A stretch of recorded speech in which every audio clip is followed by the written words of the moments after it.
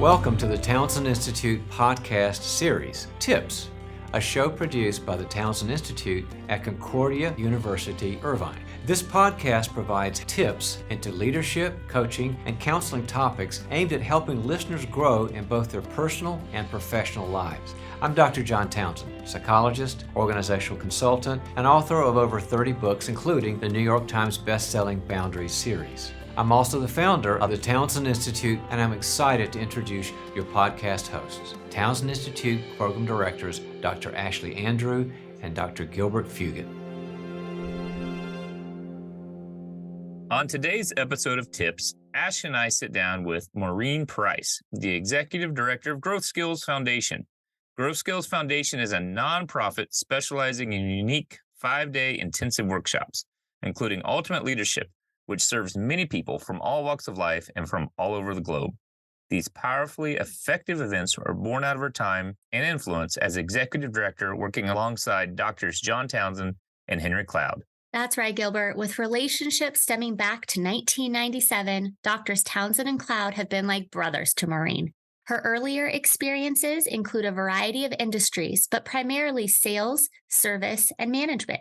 So let's listen in as Maureen shares about her long and diverse career, including her realization that being a number 2 in leadership is often just as valuable as serving as number 1. So let's get started. All right, everyone, welcome back to another episode of the Townsend Institute podcast series. Here we are, welcomed by Maureen Price. Maureen, we'd like to get started by just asking you, tell us a little bit more about yourself and how you got connected with Dr. Townsend over the years. Okay. Well, I had moved from Michigan to California, and then once in California, a variety of different jobs, ended up in managed health care. And along the way, though I had done well professionally, my personal life was kind of a train wreck. Well, not kind of, it was a train wreck. And I couldn't figure out what the deal was. I had a good relationship with God.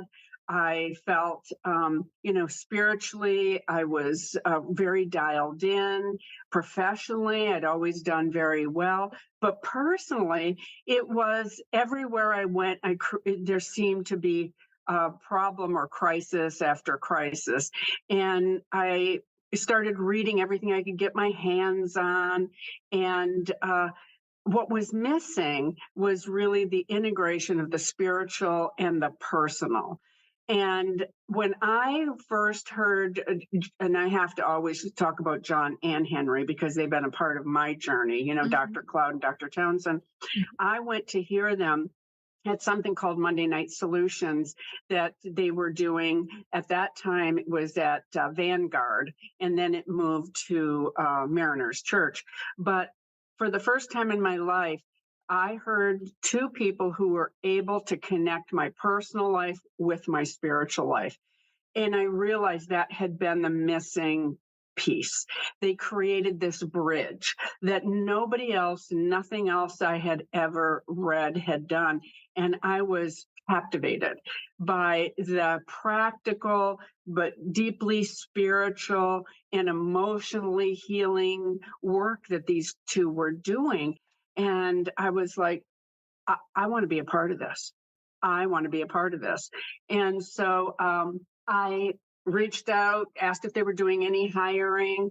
And when I spoke to, and this is true, when I spoke to the person who was the CEO at the time, he said, well, come on in, we can talk. And I said, well, I just want to tell you that when you meet me, you are going to want to hire me.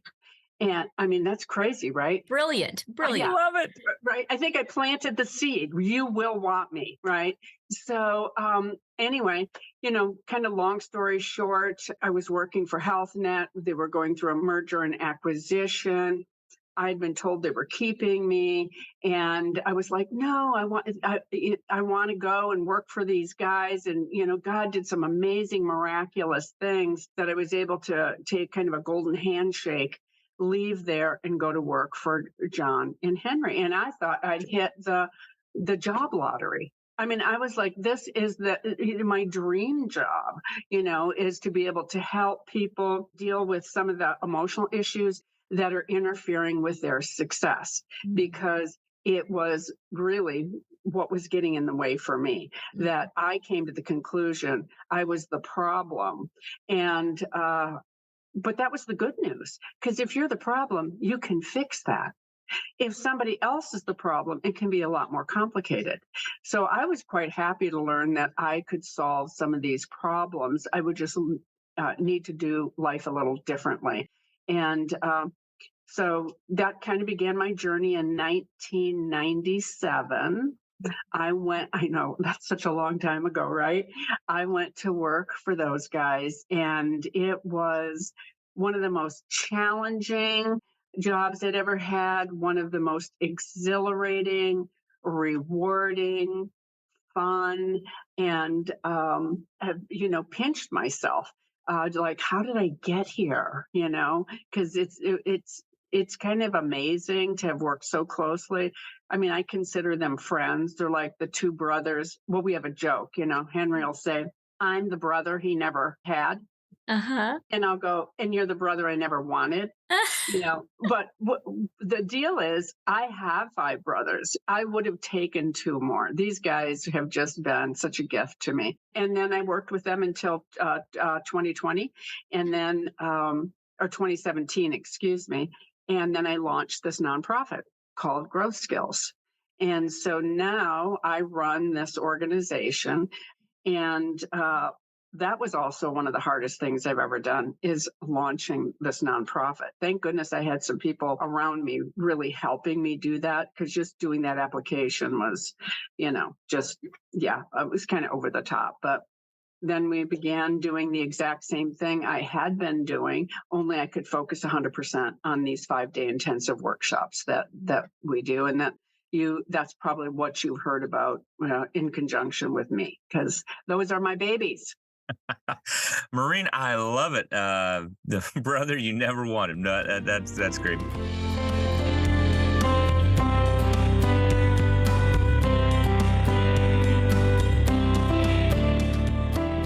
So now you've got GrowthSkills, and Yes. in 2017, what made you, after 20 years, decide to do kind of a right turn and launch this foundation? Yes. Well, it's partially because, probably not partially, a bigger reason, I think, is we wanted to be able to take donations, so that we could help reduce the cost for people in ministry who needed this experience but couldn't necessarily afford it. So working with a for-profit, we were not able to do that. So as a nonprofit, we can receive donations, and then we can reduce the cost. And so that has been so gratifying. We really have, and I really have a heart for pastors. They have a really tough job, and they need this as much, or if not more, than anybody else, because they don't have a safe, confidential place to do this deeply personal work. And if you don't have a place to do that, then you are going to continue to repeat patterns that are going to get in your way, or experience burnout, or just on and on, just a variety of things that keep them being effective and emotionally healthy. Now, Maureen, you mentioned a little bit already about the kind of 5 days intensives, and I know our listeners can always visit growthskills.org for more detailed information. Yes. But can you just share briefly for those listeners who might not be familiar with the nonprofit, with GrowthSkills, what would one experience in those 5 days intensives or any of the workshops that you offer? Well, first of all, our vision or mission is to transform the way people live, love, work, and relate. And when you come to one of these workshops, you will discover things about yourself that you perhaps never really knew. All humans have blind spots. It's just a fact. Isn't that the truth? It is the truth. Yeah. And, so trying to do life and navigate around these blind spots doesn't work. It's sort of like the Matthew 7, where he talks about getting the beam out of your own eye, before you try and get the speck out of your brothers. And so we go through life trying to fix other people like I did, as opposed to dealing with the stuff that was getting in my way or getting in their way. And so something supernatural really happens there. We take what is invisible to you and we make it visible. And we make it visible in a way that you can see it, and you can see it without self-judgment, because that harsh judge that so many people have really does interfere with them being able to do the deeply personal work that they need to do to reach their full potential, to lean into difficulty in life, and take healthy risks. Those are the things that often will interfere with people being successful, and they don't know why. They know something's not working, but they don't know why. So when you come to one of the workshops, you're going to hear fabulous teaching. I had Gilbert teach one time. He bailed me out. It was an honor. I don't remember. I don't remember the crisis, but thank you again, Gilbert. John and Henry are there, and they do some of the teaching. I have other facilitators who are also very gifted teachers. And so it really is we lay out the growth model and a variety of topics for people. And then you go into process groups. You're assigned to a process group with 7 other people and a variety of very highly gifted, talented facilitators that help people really begin to address the issues that are really interfering with them doing life successfully and in a healthy way. And by the end of the week, I get to, what's so cool about this, and you probably experienced this at the kickoffs, that people come in one way and they literally leave differently. And it's I say it's magical, but it's actually supernatural. Mm-hmm. God's hand is all over what happens. He's all over the teaching. He's all over our facilitators. And people are just changed. Absolutely. We do. We get that. We hear that from students after the conclusion of all of our Townsend residencies. That's exactly it. As they come in one way and they do that work, like you referenced earlier, the spiritual, the personal, the professional, and how all those aspects of our life are so intertwined. And so to see that growth come in all the different areas is awesome to be a part of. Oh my gosh, I'm addicted to it. I am. In a healthy way.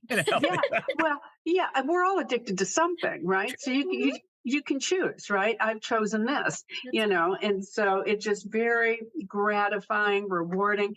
I've met the coolest people from all around the planet. All my friends now, I would say the vast majority have come through this work. And, I've been in a TLP. I'll be going into year 6, in next year. And this is a game changer. It truly is. It really changes how you do life. Maureen, I can tell the passion, and I've seen it. I've got the honor to, again, help lead some process groups and be part of these. Can you think of an inspirational story that has happened through GrowthSkills? Oh my gosh. I know it's hard to think of one. Yeah. Think of one. Yeah. Or a couple. It's really hard to nail it down, but something that is kind of illustrates what happens. This is 2006 or 7. A pastor from Northern California came to the workshop, and we always do interviews before anybody comes, right? They don't know it's an interview, but so in speaking to him, he was just like, I am so done with what I thought was going to be my life's work. I really felt God was calling me to be a pastor. And he said, but I think I'm just going to go sell shoes, right? And I was like, wow, that's extreme, right? From running a church and being a pastor to selling shoes. So when I met him, he reiterates this, and I kind of thought it was a joke, but he was serious. And what I discovered, he was so burnt out. And partly he was burnt out because he believed the lie that if you can't say no to anyone, that it's not loving to say no. As a pastor, you have to say yes to everyone. Well, of course, he was burnt out. And so through the week, he realized that healthy boundaries is not about selfishness, it's about stewardship. And he had 5 days to recharge his battery, kind of reframe how he was doing things. And he went back up to Northern California. I kind of lost track of him. And then literally a few months ago, I get a donation from Wayne. And I was like, okay, I've got to call him. And so now remember, this is 2006. So I call him and I go, Wayne, I can't believe that you're still there. Are you selling shoes? He said, no, Maureen, I'm still leading my church and I'm loving it today. Wow. And that happens over and over and over. Wow. God really worked for Wayne and for that church, right? I was going to say the absolutely. Congregation. Yeah. Yes. And he had this renewed sense of purpose and knew how to lean into this without burning out, had established some healthy boundaries. And I hear this over and over and over and over. So it's just so gratifying, that people come in and they're just ready to throw in the towel, and then they go back and they start to do life in such a healthy way, and they're gratified in doing what God had called them to do. It's like, how can you give this up?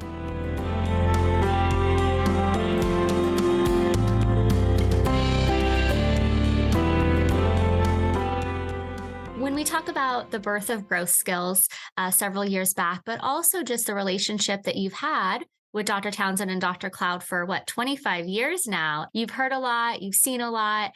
What are some things that you have rethought or learned with regards to things like leadership over the years? I think initially when I got involved with them, I always ended up in positions where I ended up being in charge of something. So I was in a leadership role, and I didn't know what I didn't know. And I thought it was just about information, that, if you learn enough about the skills and the disciplines of leadership, then you're just going to be, a good leader.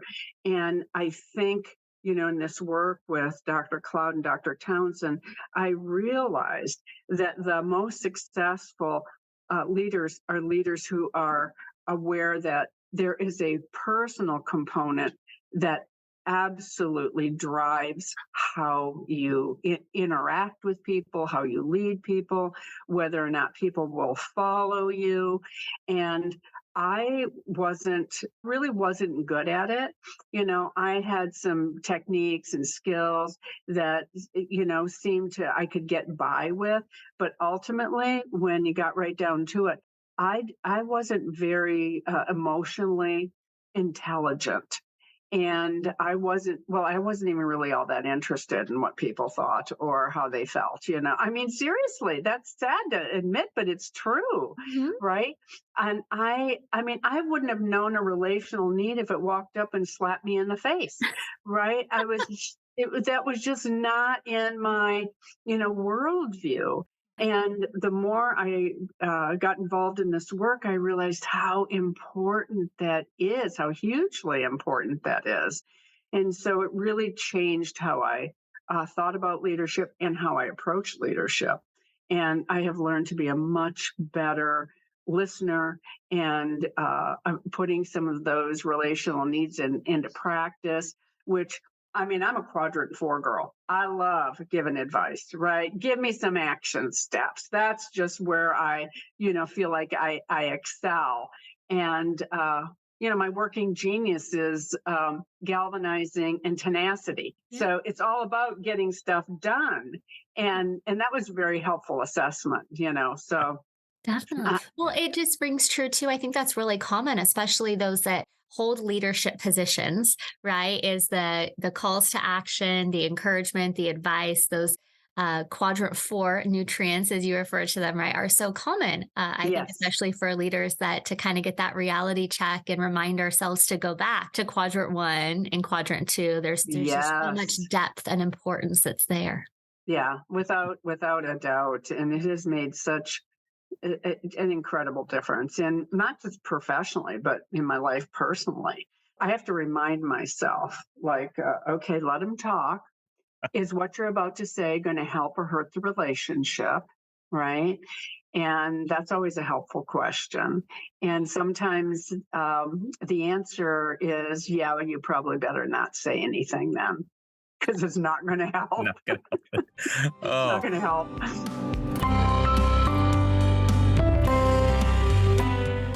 Maureen, I love it. You held a lot of different positions of leadership before you started working with John and Henry. Yes. Yes. And I know you've talked before about, hey, I realized I'm a great number 2, and maybe Yes. not a number 1. And I know that's got to be hard for some of our listeners, maybe, because they're always told, oh, you got to be in charge. You got to be in charge. Oh, But tell us about that decision and how it's worked out for you. sure.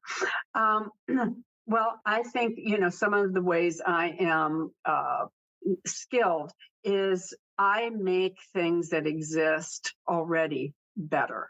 Mm.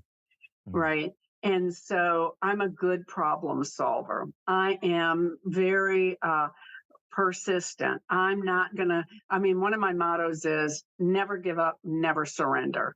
Right. You're just hang in there until you wrestle this to the ground, whatever it is you're trying to accomplish. But in the Working Genius, I realized that wonder and invention were not my strengths. They weren't even my competencies. They're my frustrations. So it makes perfect sense that that's not where I felt most comfortable. Now, can I do it? Yes, I've had to do it. I had to launch GrowthSkills, right? Takes more energy and effort for me to do that. But I realized I am best at making things better. And that's really more a number 2, I think, skill set. And I'm good with that, and especially since I also learned that if there was something I didn't know how to do, I'm smart enough to find people who know how to do it and bring them alongside. And so that has made this much more fun for me. So instead of striving to try to be number 1, just being comfortable in doing what I'm gifted at I think it's been a gift. It truly has been. That is the truth. That is so wise and just such a great outlook for us to hear today, as well as for our listeners to hear that we're all not meant to be a number 1. And sometimes being the number 2 is the best thing you can do for the team, right? Yes. For the mission and the vocation. So that's wonderful. That's wonderful. Yeah.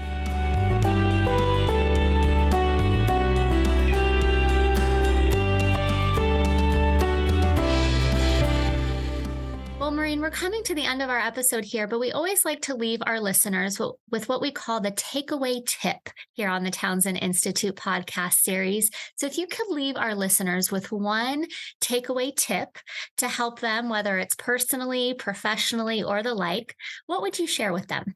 I would say if you have realized that you're not reaching your full potential, or you're stuck in a particular area of life, stop trying to figure it out by yourself, because if you could have figured it out by now, you would have figured it out by now.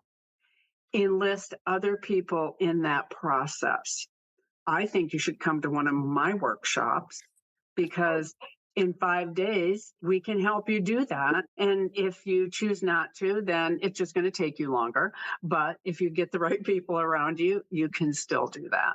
That's great. What a great takeaway tip. Enlist others to help you. And that was God's intention, right? Is He put us on this earth in order to help one another and to live in community with each other. So that's really great. I just wanted to share your website one more time with our listeners. If they want to learn more about the various workshops that you offer, it's growthskills.org. Of course, the growth model they also get through our certificate and master's programs offered at the Townsend Institute. So lots of resources out there for our listeners. Yes. And we have 2 workshops coming up in 2024. February 12th and March 18th is the 1-week intensive for counselors that we do. All right. So early 2024 for our listeners to kind of keep in mind. That's great. Well, thank you so much, Maureen, for the time. And thanks so much for putting up with Henry and John all these years, right? We appreciate you. They're the best. Yes, they're the best. And thank you so much. I really appreciate your time. Of Thank course. you, Maureen. Have a good one. Have Bye-bye. a good day. You too. Bye. Take care. Bye-bye.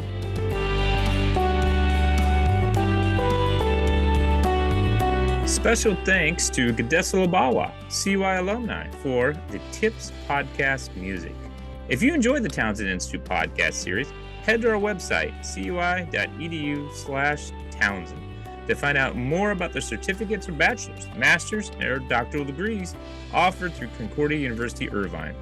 With programs in organizational psychology, mental health counseling, executive coaching consulting, and organizational leadership, we have a variety of faith-based programs dedicated to helping you fulfill your academic and professional goals, all while further developing your competence and character. Again, that's cui.edu/Townsend.